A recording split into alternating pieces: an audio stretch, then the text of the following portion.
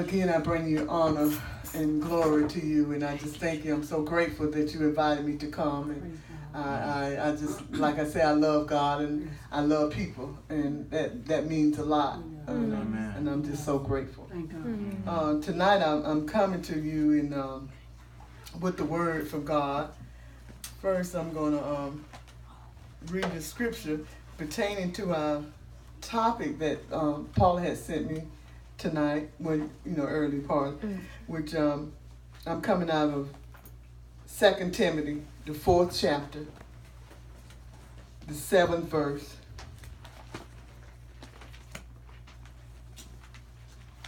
And I'm here on assignment to give you a charge tonight. I'm here because God sent me and told me what to say, and I'll be here just to tell you the word, okay? Amen. Amen. Amen. What God said. Amen.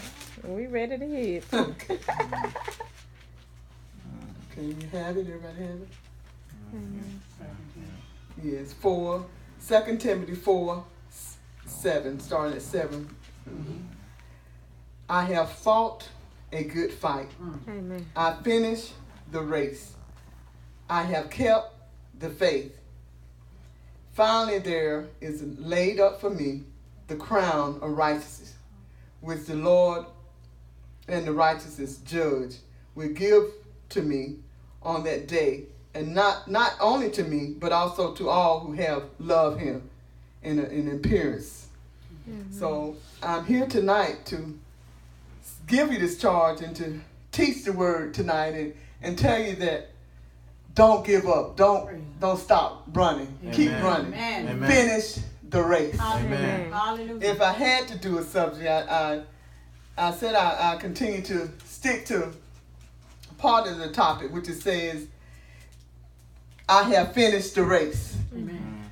My topic is going to be tonight, finish the race. Amen. We living in times now where all kind of stuff happening in the world, and if you're not saved and got your hands in God's hand, you'll think you couldn't make it. Because as a praying intercessor and as a prayer warrior, if I couldn't pray and couldn't talk to God, I couldn't be walking around here on this earth, because so much stuff happening and be coming towards you, so many things, and with the killings and all kind of stuff going on. It's bad. By looking on just looking on that side, on the armor side. But by looking on God's side, miracles are still being performed today. Amen. We might not know it, but some miracles are being formed today. Healing is being taken place today. Amen. Right now, somebody got healed in the hospital that got prayed for. They got healed. Right now, miracles is being performed. But by we looking at the world and the way of the world and all this stuff that's happening with the people in the world, we just think that it ain't gonna get no better. It ain't gonna get no better. But we as Christians know that we have to stay on the path and finish the race. Keep our hands in the master's hand. That's right. I mean, if we don't, we take our hand. I often, all kind of stuff be happening, just constantly. So don't get tricked and deceived about all this stuff that the devil. I'm gonna say the devil that's putting here. I mean, you can't get distracted by it, because God He already had it laid out for us to continue to fight the race. And it's not going to be easy. I mean, he tells us in the book of Colossians that we're going to have times like this. Trials and tribulations come. But they come to make us strong. That's right. So continue to finish the race. Amen. And I went to the library today. My printer's not working to print out my sermon. And the time I walked in the library, I ran into this book about fields of athletes. And I just grabbed it. My daughter said, "What you getting that book for?" I said, "It goes with my topic tonight." And she said, "Oh." So, I mean, we all has been, young at one time. I know I was an athlete. I just did like the little 200 run or something like that. It wasn't a whole lot. But we all, know what racing is and running is. And you see, you have to get prepared to race. That's right. You have to be developed to race. So it takes years to get this this race started. That's right. And it's a certain way you have to get yourself prepared and get to moving for this race and to get ready to run. It just don't happen just like that. It takes time. So you have to prepare yourself by attempting to train, and get ready for it. So in saying that, I just, like I said, I'm a visual person and more like an on hands person. So I just wanted to bring this book and just for y'all to see this athlete. That was good. That was good. To see this athlete. Got to prepare. Get prepared and how they. Yes, and it took training for this. That's right. So, That's right. I want y'all to see that. Yes, sir. That was good. Yes, ma'am. So we're gonna get on into our message tonight. Back to 2 Timothy 4:7. I have fought a good fight. I finished the race. I have kept the faith. So in saying that, my topic again is finishing the race. I charge you tonight to finish the race. Encouragement to perseverance as a Christian in the world. The book of Timothy is written by Paul. And Paul, he wrote to Timothy while he was in prison. So many emotional letters, which they call it some kind of exile. It was a letter, but he also wrote to many people besides Timothy. But he was while he was in prison, he was just writing and thinking. Because the reason, well, let me tell you the story. Timothy and Paul, on his second go-round being locked up, they was real close and friends. And Timothy was much younger than Paul. And Timothy always wanted to follow after the Apostle Paul. And Timothy was evangelist. And he was in training. Paul called himself, had him in training, which he used to like to follow Apostle Paul a lot. And he had him in training, and he used to follow him around. On his second tour of, going around in Galatia and the city they was in at the time. And he used to go around to churches, and he liked it, his, he was more or less, I'm a trained phlebotomist. Say, for instance, all of us are trained physicians, but when we have a new person coming, we have to show them the way. This is what the Apostle Paul was doing, showing Timothy the way. And Timothy used to go in churches and preach and teach and make sure the churches and everything is ran right. And as he walking through, I can see him now, as he walking through, talking to people, just praying and laying hands on people. This is stuff that Apostle Paul had saw Apostle Paul do. He had even saw Apostle Paul lay hands on the death, lay hands on the sick, and bring them back. And so he was an example. He was what I want to say. He was following his footsteps. That's what I want to say. He was following so in his footsteps. So he kept perseverance. And Paul kept writing him these letters. He wrote them about 2 or 3 times. Not only him, but he was writing letters while he was in prison. And he was telling him that to continue to, Paul felt that he was going to die. That he had got beat up and he felt he had got beaten while he was in jail. And he felt he was going to die. And he kept saying that they had forsaken him, all his friends and associates, they had forsaken him. But in the midst of his adversity, Paul saw that himself, which was Timothy. And so that's why he kept writing Timothy, wanted him to stay on the path, stay on the race. Don't give up. Continue to focus on what God had him to do.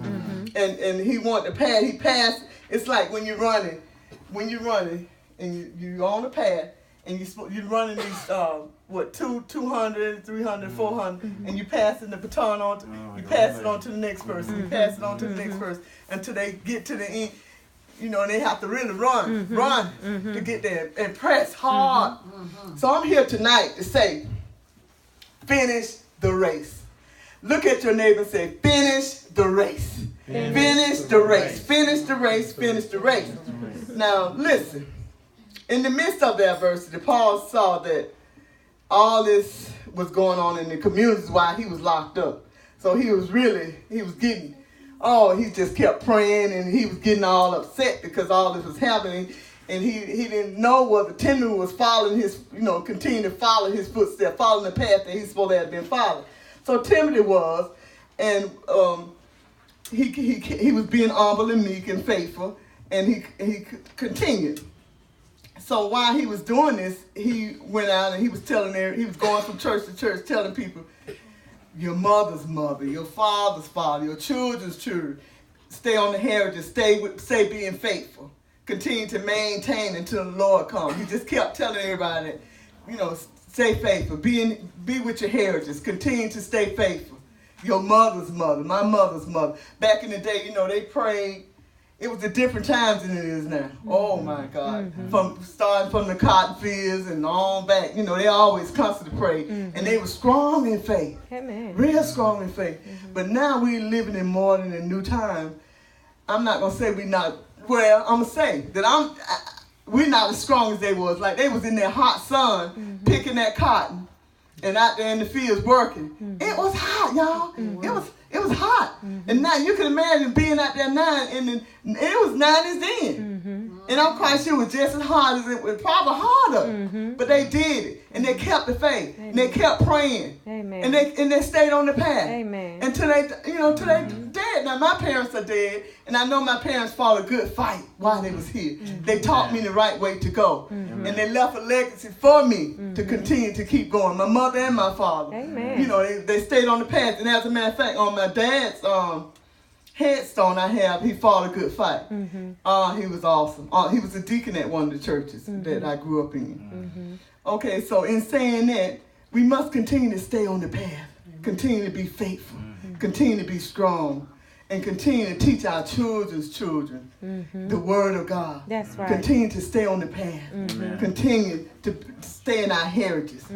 In Acts 23:1, just read these in your time. In Acts 7:5-1, Acts 28:24-28. They all talk about our parents and our ancestors and our mothers and our grandmothers serving and having a clear conscience. Now look at Paul. He was a man beyond his generation.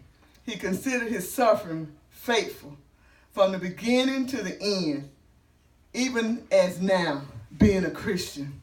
Today, we have a blaze of enthusiasm, but perseverance. Some people don't like to be pushed. Some people just like mediocre. Don't bother me. I'm fine. I'm fine like I am. But you have to have that enthusiasm and be pushed. Perseverance, push, perseverance, push, like Paul kept holding on to the truth, and perseverance, living lives, living the truth of God. All else fail, y'all, but the truth stands. The truth of God. The truth of God is in His Word. The truth of God. Stay with the truth of God. Teach your children about the truth of God. That's right. That's the truth of God means a lot. Amen. The truth of God. The truth. As being careful with the truth, there's three things that Paul had gave Timothy to do. The first thing he told him to keep racing. He told him to stay in the race. He told him to be a soldier, not be distracted by the worldly stuff. That's right. But stay as a soldier. That's right. That's right. The second thing he told him, be like an athlete. Must be disciples and keep the race. Stay healthy and stay young and continue to fight. The third thing he told him to do, stay like a farmer. Be fruitful and with your labors and multiply. He said, you has created such a time like this. We are created for just a time just like this. Continue to finish the race. Hold on to this time of your season. This is our season, y'all. Amen. This is our season. Amen. Amen. Be strong as others for God. Amen. Be strong. Amen. People say, some people don't like changes, unfortunately. And some people do, but some people just don't do well with changes at all. There's one change. Christ will never change. He'll continue to stay the same. What is comfortable knowing the truth, but it's hard to find refuse someone when they're not doing well. Mm-hmm. So let us explore the Lord's action to learn more about how he is.